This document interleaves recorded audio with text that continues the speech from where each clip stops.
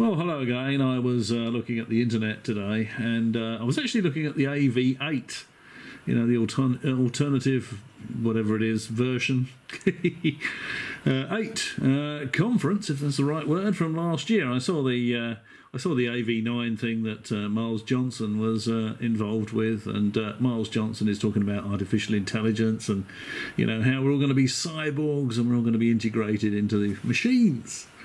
He watches too much science fiction, personally.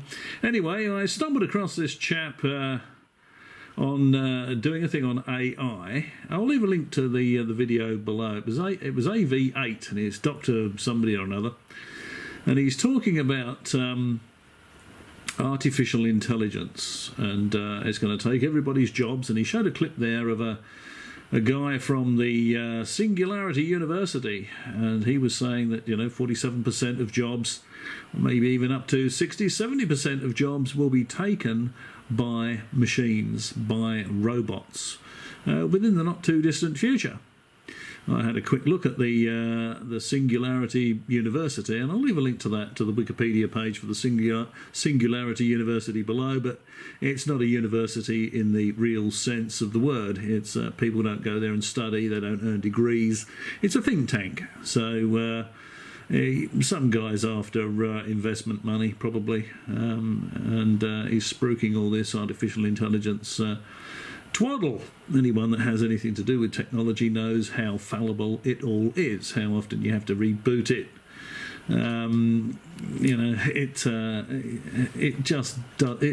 It is not mature enough, and it won't be for a very long time.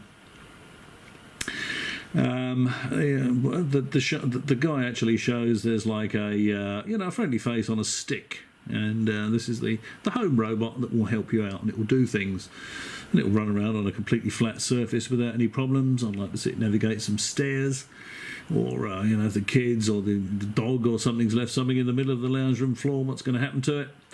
Most of this processor-based stuff locks up on a reasonably frequent basis, and you just have to turn it off and you have to turn it back on again. So, the entire workforce might be replaced by robots, but of course you're still going to have to keep the workforce, because you're still going to need somebody standing next to every robot so that they can switch it on and off every couple of days. The whole premise of this is, of course, preposterous. I mean, if you replaced 47% of the workforce, up to 70 or 80% of the workforce with robots, with artificial intelligence, then you're going to have an awful lot of the population on the dole. This is going to make the economy of any country collapse in a big heap, because you're going to have no one paying tax, no one's going to be taking out mortgages or car loans or finance, no one's going to be buying anything. The state would have to support this 70% of the people that were on the dole. They'd have to provide housing, they'd have to pay the rates for them, pay their power bills, food bills. Of course, they've got to drink water at least, so all this sort of stuff is going to have to be provided by the government. So there'd be no money, there'd be absolutely no money coming in, and all this money would have to go out to keep these people sitting at home playing with their robots. Because that's all they're just going to have their AI, or their AI, or what do you call those things? Those 3D goggles, yes.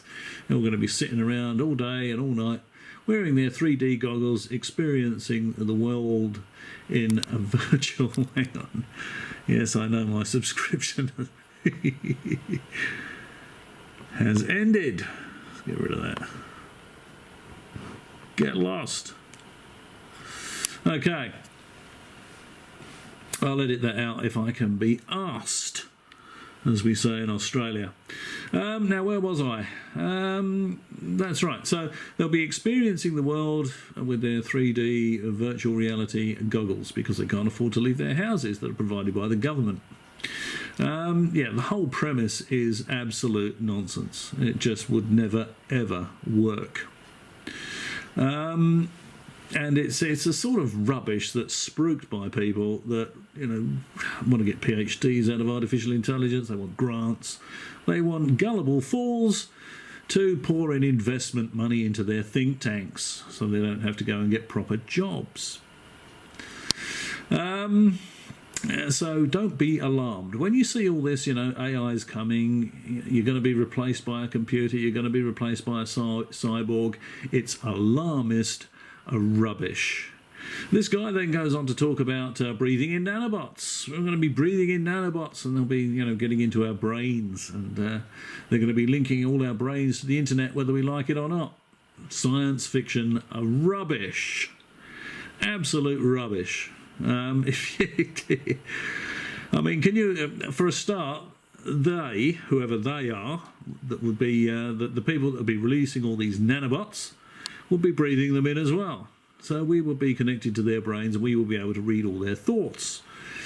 Every person on the face of the earth has secrets. They have things stored away in their brains that they don't want anyone to know. You couldn't possibly, have a neural net, a hive mind. This guy, I think, reads Star Trek. He's convinced we're all going to become the Borg.